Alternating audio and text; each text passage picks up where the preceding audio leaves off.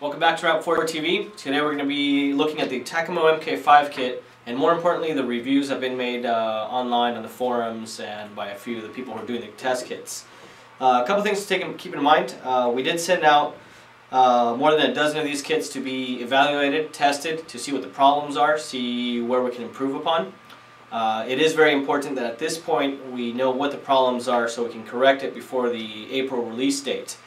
A couple things that I want to mention. Well, to all who are doing the reviews, we really do appreciate it. Wolf, that was a great review you did on this kit. And now that we're looking at this, we do want to talk about what the problems that we found so far, the reviews, and also what we found in-house. All the points that we've received so far are very valid. Things, for example, like the rear sight, it's very loose. The barrel, also loose, wobbliness of the mag, and the biggest problem that we have right now, of course, is the magazine latch. Now, all of these problems that we're finding, we will be taking care of them before the release date. It is very important that we all are aware of this. And again, the point of this is that we knew what to fix on these kits. So let's go ahead and look at each individual part and see both the problem and what can be done to fix it, and how we will take care of it in the near future. Number one, the magazine latch. Very true. Right now, as you release a magazine, it immediately basically turns on its axis and it disengages. Of course, as Wolf showed in his video, he basically went up and hit that before he loaded each one. But of course, that's really unacceptable, and that's not what we're looking for out of this product. So for this area here, with the production versions, we will have basically a slot, an area of material that will come out that will not allow this to twist on its axis like so. Okay, so that will be taken care of before the release date. Another thing to keep in mind that we'll take care of will be the wobbliness of the mag. So because of this HK33 style mag well, it has very little engagement on the magazine, so this one will be especially snug on the production model. So we will take care of the tolerances, that way this goes in and it holds in properly. Okay. Another area that's very important to look at would be the barrel, the way basically the barrel adapter fits in. We did find that this is a little bit out of tolerance at this point. This is being corrected as we speak. We did notice this before we sent out the kits.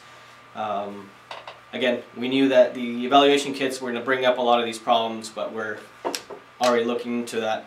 Another one that has not been brought up actually by any of the reviewers so far is this rear push pin. I don't know if you've noticed, but this is very loose.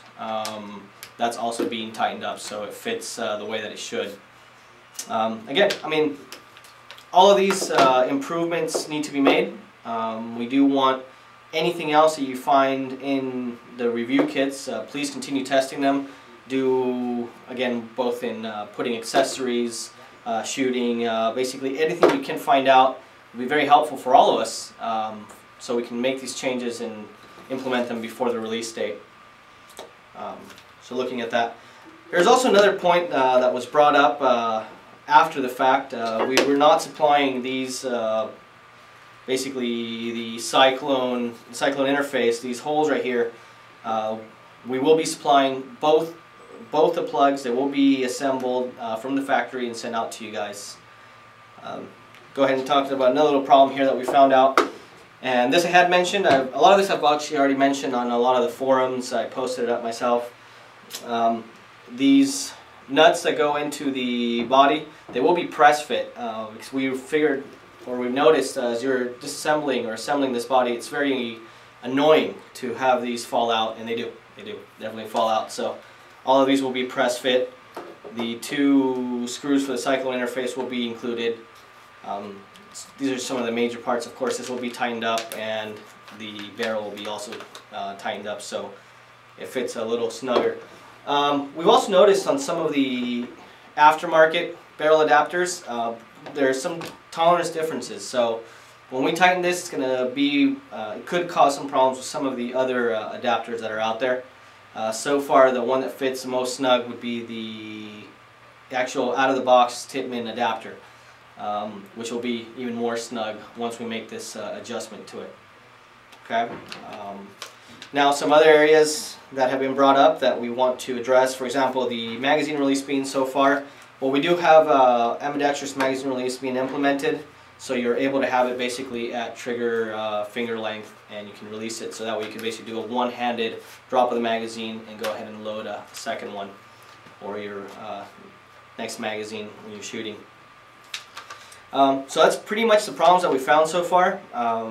Again, they're being taken care of. Now, there was also another concern brought up as far as the internals of the shells. Now this I did want to talk to you about it, because there's a couple things here. If we can get a little closer up to this so we can look at this. So this right here is a Tippmann A5 left receiver, and this is the Takamo MK5 left receiver. Okay, because this is a magazine fed kit, the chamber itself was increased by 1 millimeter in the diameter. So from what it previously was to 1 millimeter higher.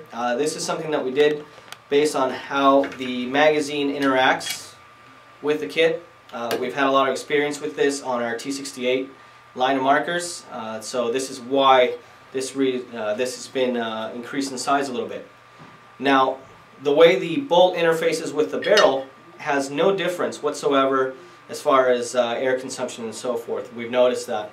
However, something that will give you a loss of air efficiency is if you don't have these plugged up. So that's definitely true, which is why we'll be including both of them. They will be assembled onto the body, and you will have to remove it when you go into a Cyclone or a RT trigger. Okay. Now, looking at the rear section here where the power tube fits, there's also concern brought up as why they're not exactly the same as a Tippmann, and this is the reason for this is that this kit is made to use power tubes from the most current markers to even the first generation A5s. Now we notice that the power tube has undergone a couple changes through the time. Again, so this one's made so it can fit all the different power tube variations up to date. There are very little changes, but there is a change in here that we wanted you to know about. So again, we've done testing ourselves, and we'll continue this testing, and we ask that you do this as well. The bolt in here has had no effect whatsoever as far as how it interacts with the barrel. Basically, this O-ring right here seals up against the barrel when it chambers a ball, and therefore all the air coming out of the power tube is going into the barrel as it should. So again, we have not noticed any loss of efficiency there. Okay? I mean, that pretty much wraps up what we have so far at this point. We do hope that you continue with the evaluations. Hopefully you can find something, well, hopefully don't find the problems, but if there are problems that are existent, we hope that you find them at this point so we can take care of them on the first release. Another concern here that has been brought up is this top Picatinny rail here. Now this right here is something that concerned us right from the beginning of this project.